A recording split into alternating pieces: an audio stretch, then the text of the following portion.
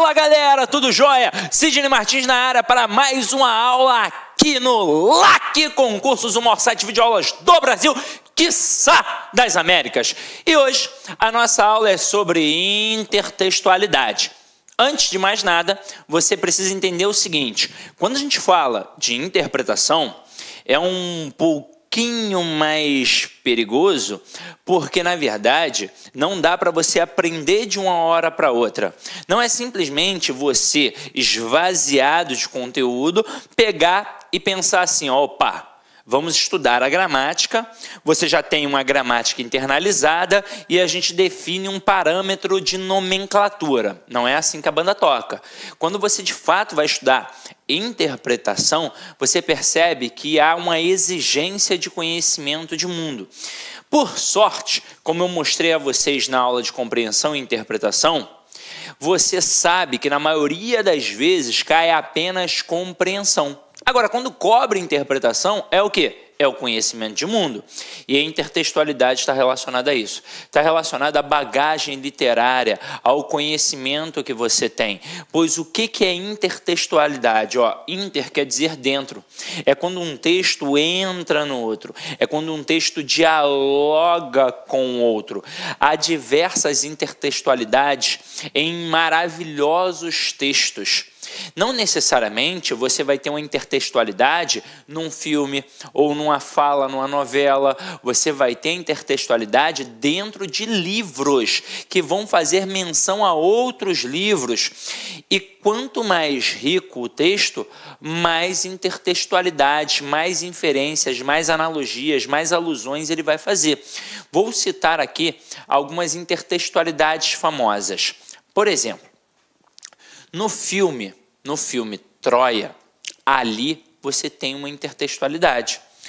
O que é o filme Troia? É, na verdade, uma intertextualidade em relação à história ilíada do Homero. Então, a guerra de Troia, passada no livro, é transmitida ali no filme. Vou falar uma outra que é de difícil percepção. Um texto do Guimarães Rosa menciona que o personagem está entrando no funil do capeta. Por que ele faz isso? Porque ele faz uma intertextualidade com a Divina Comédia do Dante Alighieri.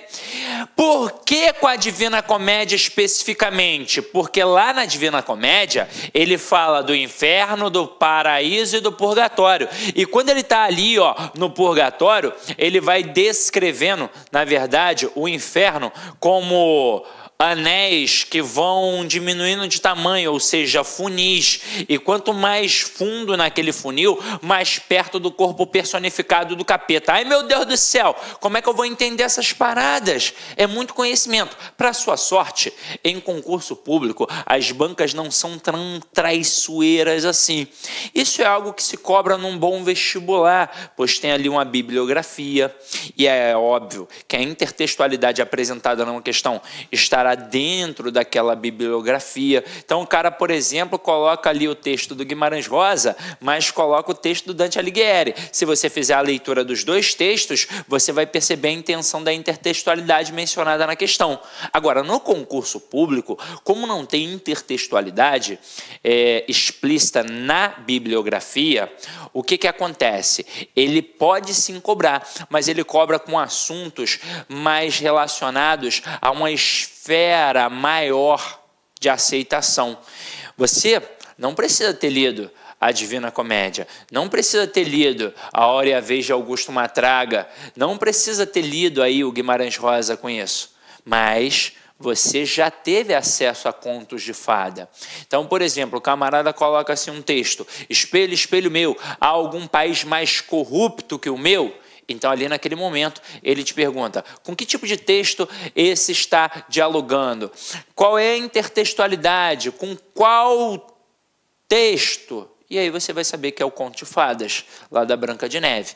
Agora, fora isso, fora esse conhecimento de mundo, você precisa também de um conhecimento linguístico, pois a intertextualidade ela pode ser trabalhada com paródias e por aí vai. Então vamos brincar aqui um pouquinho com o estudo dirigido, tá? Então acompanha aqui, ó. Intertextualidade. Acontece quando há uma referência explícita ou implícita de um texto em outro. Também pode ocorrer com outras formas além do texto. Música, pintura, novela, filme. Toda vez que uma obra fizer alusão à outra, ocorre a intertextualidade. Por exemplo, meu Samba do Porquê. Deixe de lado esse baixo astral, quando o porquê estiver no final. É a musiquinha do Almig Neto, ó. Deixe de lado esse baixo astral, levante a vida e reconheça o mal, né? Uma parada dessa. Eu nem lembro mais como é que é a música. Eu cantei tanto Samba do Porquê que eu não lembro mais como é que é a música do Almig Neto. Agora, continua aqui. Apresenta-se explicitamente quando o autor informa o objeto de sua citação. Num texto científico, por exemplo, o autor do texto citado é indicado. Já na forma implícita, a indicação é oculta.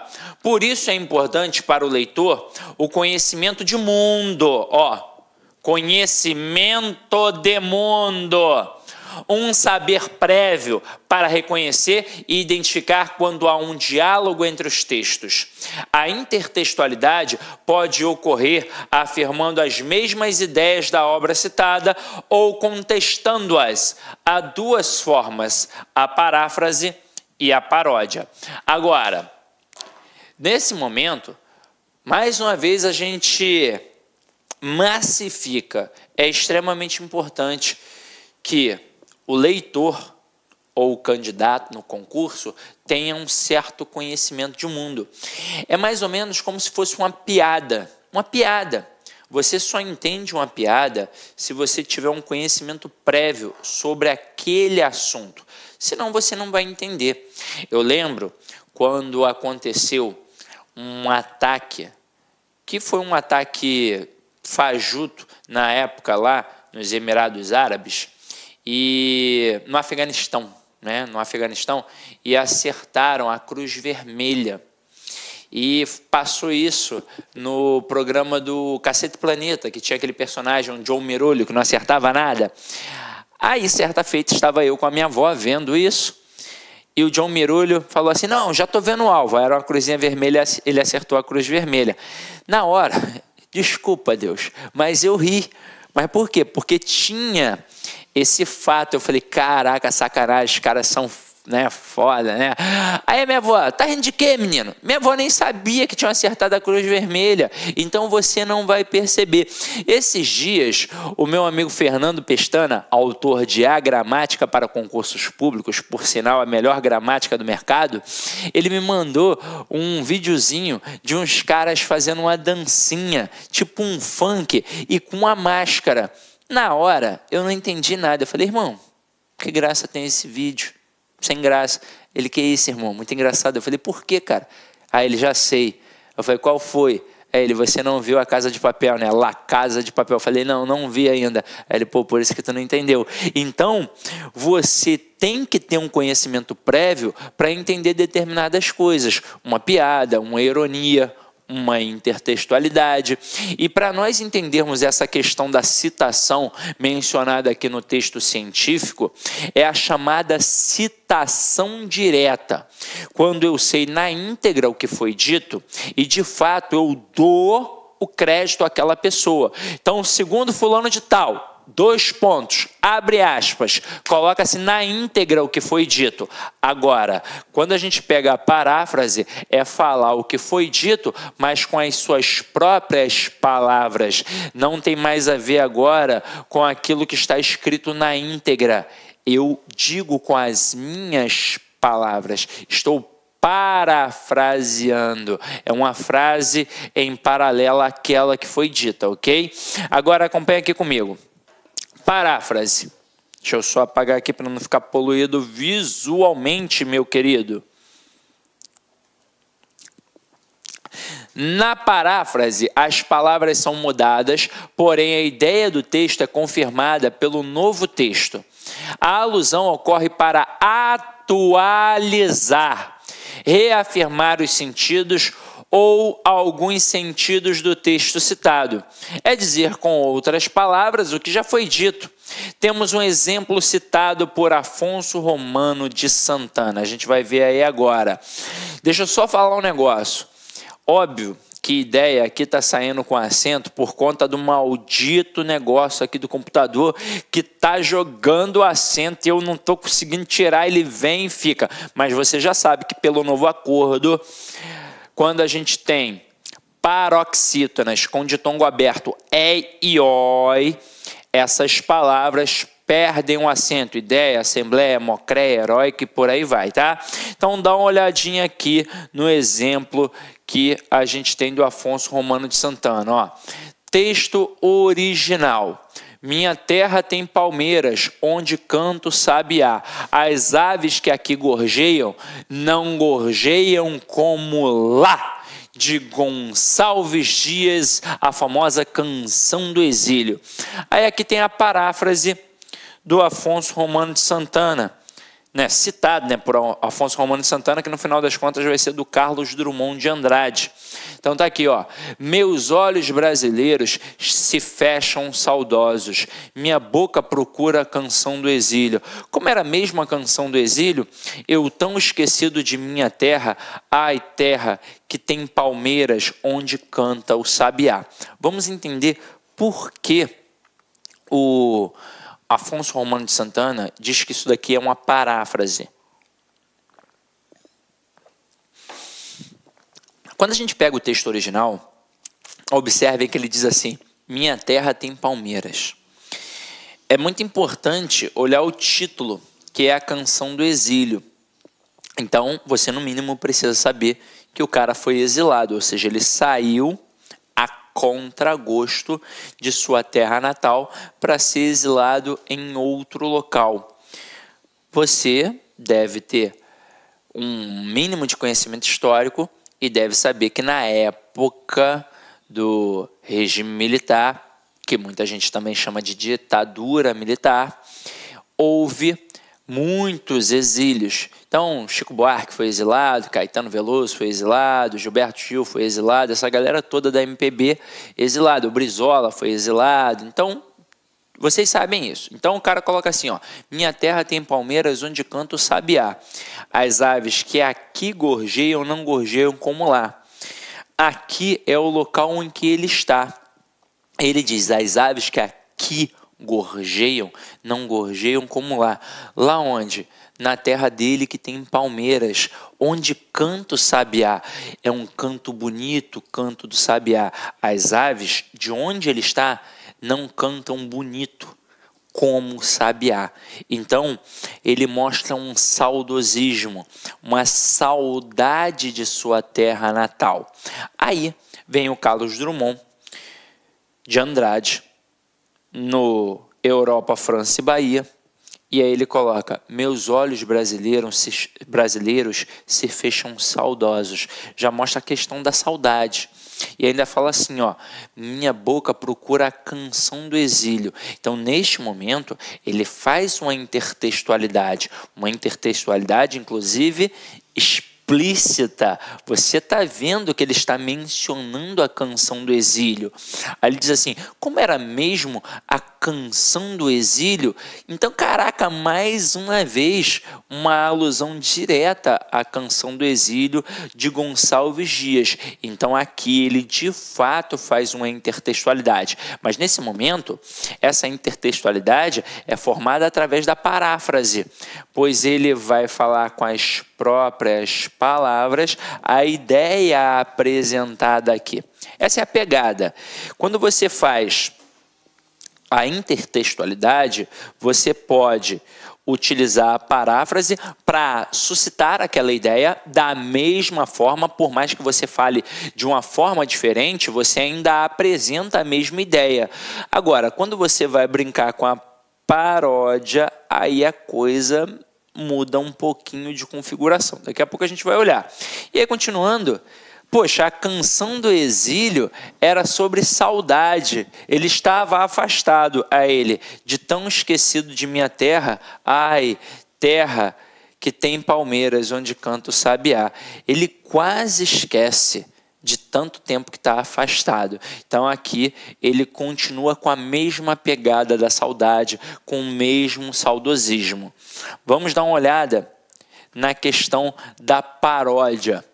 A paródia é uma forma de contestar ou ridicularizar outros textos. Há uma ruptura com as ideologias impostas e, por isso, é objeto de interesse para os estudiosos da língua e das artes. Ocorre aqui um choque de interpretação. A voz do texto é original. A voz do texto original é retomada para transformar seu sentido. Leva o leitor a uma reflexão crítica de suas verdades incontestadas anteriormente. Com esse processo, há uma indignação sobre os dogmas estabelecidos e uma busca pela verdade real, concebida através do raciocínio e da crítica. Os programas humorísticos fazem uso contínuo dessa arte. Frequentemente, os discursos de políticos são abordados de maneira cômica e contestadora, provocando risos e também reflexão a respeito da demagogia praticada pela classe dominante. Com o mesmo texto utilizado anteriormente, teremos agora uma paródia. Então observa aí o mesmo texto, Canção do Exílio, do Gonçalves Dias, e agora a gente vai ter uma paródia, não mais do Carlos Drummond, mas do Oswald de Andrade. Então, olha o texto original: minha terra tem palmeiras, onde canto o sabiá, as aves que aqui gorjeiam não gorjeiam como lá. Já discutimos isso e já sabemos que aqui tem a questão do saudosismo, da saudade de sua terra natal. Agora, a paródia: minha terra tem palmares, onde gorjeia o mar. Os passarinhos daqui não cantam como os de lá. Então, neste momento, quando ele fala de palmares, ele faz sim uma alusão à questão da escravidão. Então, por mais que ele faça uma intertextualidade com a Canção do Exílio, ele aproveita para fazer uma crítica social sobre o que tem aqui. Minha terra tem palmares e não palmeiras. E aí, nesse momento, exatamente, ele fala sobre essa questão da escravidão. E ele ainda chega a dizer, onde gorjeia o mar. Então, ao invés de ser o pássaro, a ave que gorjeia, quem está gorjeando, quem faz o barulho, é o mar na costa. Os passarinhos daqui não cantam como os de lá. Então, o cantar é outra coisa aqui relacionada à questão da escravidão, tá? Agora, vamos brincar um pouquinho com exercícios. Então, o que a gente tinha a dizer sobre intertextualidade já foi dito. É algo simples, conceitualmente, óbvio, mas de difícil percepção quando você não tem um conhecimento prévio. Se você não tiver o conhecimento do texto anterior. Olá, meus amigos, minhas amigas, sou o professor Luiz Antônio Carvalho, com muito prazer, muita satisfação, estou aqui para fazer um convite muito especial para você que quer estudar com antecedência, com planejamento, com foco para o concurso da Prefeitura Municipal de Cuiabá. Você acabou de assistir um vídeo demonstrativo, não é nem uma aula completa, para você conhecer os nossos professores, os nossos mestres aqui da Lá Concursos.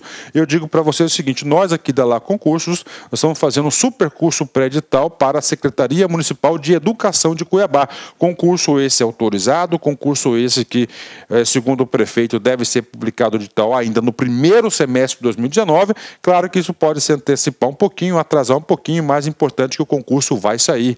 Este nosso curso pré-edital custa apenas 10 parcelas de R$20, é isso mesmo, R$200. Professor, presta, foi bom? Cara, testa, vai lá, experimenta que você vai ficar fã de carteirinha da Lá Concursos, né? Prazo de acesso 120 dias. Nesse prazo de acesso, eu quero falar para vocês o seguinte, né? Este curso é um pré-edital básico que a gente tentou aí montar uma estrutura para atender tanto os cargos de nível médio quanto nível superior. Quando o edital for publicado, né, nesse período aí, se você tiver prazo de acesso válido, você vai ter condições de fazer o seguinte, o upgrade da sua assinatura. A gente vai estar ajustando a custo zero para vocês, claro, dentro da nossa matriz curricular. Professor, depois dos 120 dias, o negócio enrolou. Aí é o seguinte, aí você tem direito a 50% de desconto na renovação da sua matrícula por mais 120 dias. Bacana? Então espero vocês aqui na Lá Concursos, pode ter certeza absoluta. Nós fizemos aí uma campanha aí de sucesso em 2017 na SEDUC. Nós tivemos alunos aprovados dentro do número de vagas. Quase 1.200 alunos aprovados no concurso da SEDUC 2017. Classificado foram milhares de alunos aí. Tudo bem, meus amigos? Um forte abraço, fiquem com Deus. Espero vocês aqui na Lá Concursos. Tchau, fui! Clique lá.